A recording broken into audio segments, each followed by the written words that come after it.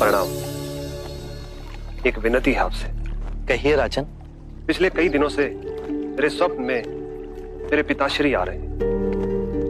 मैंने ब्राह्मणों से भी इसका अर्थ पूछा तो उनका कहना था कि तुम्हारे पिताश्री को शांति नहीं मिली, उनके लिए पूजा करनी होगी, यज्ञ संपन्न करना होगा। आप तो परम ज्ञान का स्वरूप है, तो विनती है आपसे कि पूजा विधि आप ही के हाथों से हो। जो मेरे पिताश्री तक पहुंचे उन्हें मुक्ति मिले, जीवन मरण के इस चक्र से वो मोक्ष पाले। अवश्य राजन।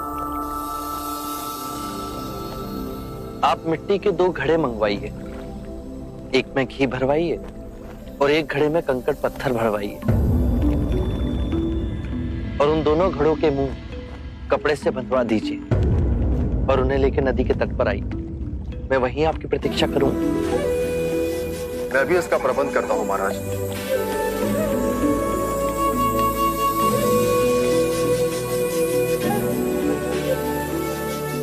महाराज, अब आप इन दोनों घड़ों को पानी में डाल दीजिए।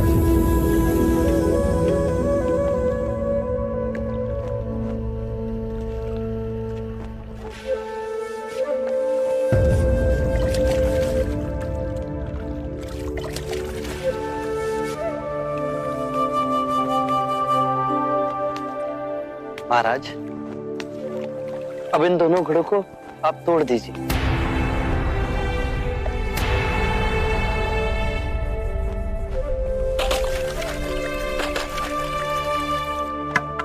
महाराज, अब आप ध्यान से देखिए कि ऊपर उठ पानी पर तैरने लगा।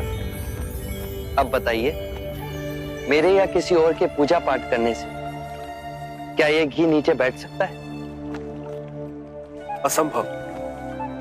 ये तो घी का स्वभाव ही नहीं। सत्य कहा आप। उसी प्रकार किसी भी पूजा पाठ, विधि विधान, कर्म कांड के द्वारा पानी के अंदर डूबे हुए कंकड़ पत्थर क्या ऊपर आ तैर सकते हैं? नहीं बुद्ध, ये तो प्रकृति के नियम के विरुद्ध है। तो हम प्रकृति से भिन्न कैसे हुए? हम भी तो प्रकृति का ही रूप है।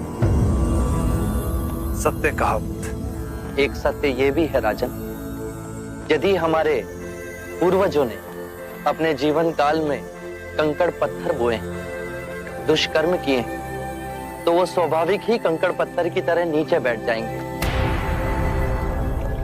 और यदि उन्होंने अपने जीवन काल में सत्कर्म किए तो स्वाभाविक ही घी की तरह ऊपर आ तैरने लगेंगे। जो बोएंगे वही काटेंगे।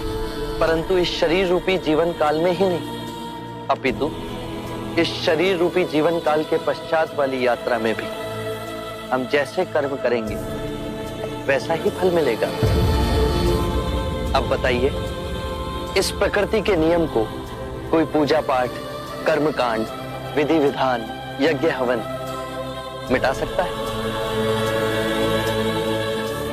राजन, मैं भी इसको नहीं बदल सकता।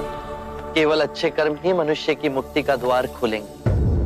ये कैसी तलवार है आपके हाथ में जो एक क्षण में सारे झूठ काट केवल ज्ञान को प्रकाशित करती है? ना जाने कितने जन्मों और भटकता में यदि आपकी कृपा ना होती, इस एक क्षण में आपने अपनी अदृश्य तलवार से मेरे अहंकार का सर भी काट दिया। धन्य है प्रभु।